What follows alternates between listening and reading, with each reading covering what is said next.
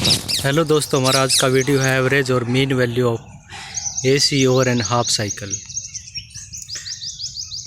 इससे पहले जो आपको असाइनमेंट दी थी उसका सॉल्यूशन देखते हैं। आपको जो असाइनमेंट दी थी वो थी y is equal to sine x का integration between the limits 0 to pi, और इसका सॉल्यूशन हम देखते हैं।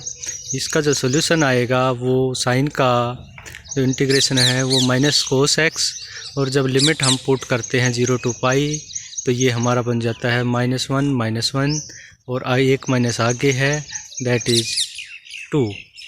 ये हमने इसलिए किया है क्योंकि हमें पता है जो करंट की इक्वेशन है वो I equal to I0 sine omega t हम लेते हैं, और यहाँ पर अगर I0 1 ले लें तो लगभग ऐसी ही फंक्शन हमारी बन जाएगी।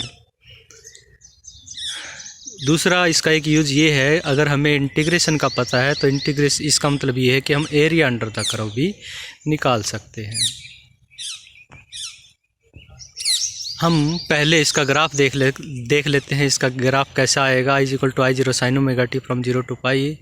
ये मैंने एक्सेल की हेल्प से ये ग्राफ प्लॉट किया है, 0 से लेके पाई तक साइन एक्स फंक्शन ली है, तो ये ग्राफ हमारा आता है। अब अगर हम बात करें जितना एरिया अंडर द कर्व इस ग्राफ का है उतना ही एरिया का हम एक रेक्टेंगल बना लेते हैं। अब उस रेक्टेंगल की जो लेंथ है वो पाई है। इसका एरिया हमें पता है, कर्व का एरिया हमें पता है 2 × I0 कॉलम्स, क्योंकि एक तरफ करंट है दूसरी तरफ टाइम है, तो करंट इंटू टाइम हमारा चार्ज हो जाएगा, तो एरिया हमें चार्ज देगा। इसको एक बार हम अलग से देख लेते हैं। अगर हमने इस रेक्टेंगल की लेंथ निकालनी है, हमें पता है इसका एरिया है वो 2 स्क्वायर यूनिट है और लेंथ इसकी पाई है।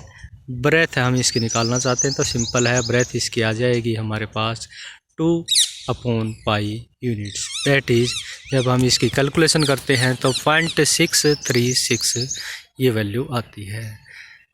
इसी वैल्यू का कोरिलेशन है हमारा एवरेज और mean value of alternating current के साथ। एवरेज और mean value of alternating current क्या होती है? ये अगर हमारे पास एक करंट की इक्वेशन है तो उसको हम साइन फंक्शन से रिप्रेजेंट कर सकते हैं, that is I equal to I0 sine omega t. अब एवरेज और mean value of alternating current over a half cycle is defined as amount of steady current required to send the same amount of charge in the given circuit in the same time as is sent by AC in the same circuit in its half cycle. इसका मतलब ये है कि इस AC ने जितना charge भेजा है उतना ही चार्ज भेजने के लिए हमें DC कितनी रिक्वायर्ड है। अब AC ने कितना चार्ज भेजा है वो हमारा जो ऑरेंज पार्ट है वो दिखा रहा है, वो एरिया अंडर द कर्व से हमें पता चलेगा कि कितना चार्ज भेजा है। तो ये हम कैलकुलेशन करेंगे, और ये है वो DC की वैल्यू जो रिक्वायर्ड है उतना ही चार्ज भेजने के लिए। इसको हम रेक्टेंगल बना लेते हैं ताकि थोड़ी सी कैलकुलेशन इजी हो जाए, क्योंकि हमें इसकी लेंथ पता है, लेंथ पाई है, ब्रेथ हमने निकालनी है। वो हम जैसे कि पिछली स्लाइड में निकाल भी चुके हैं, 0.636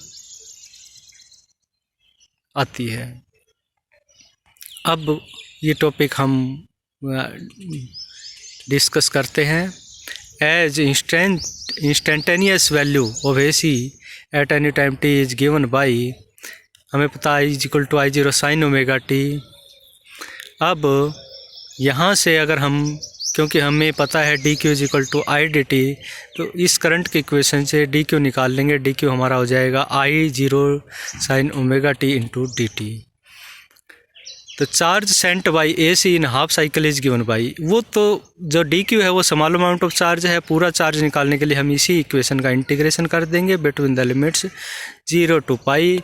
0 to पाई हमारी यहाँ पर हाफ साइकिल टाइम के लिए मैंने लिया है, T/2 इज इक्वल टू पाई यहाँ पर मैंने मान लिया है।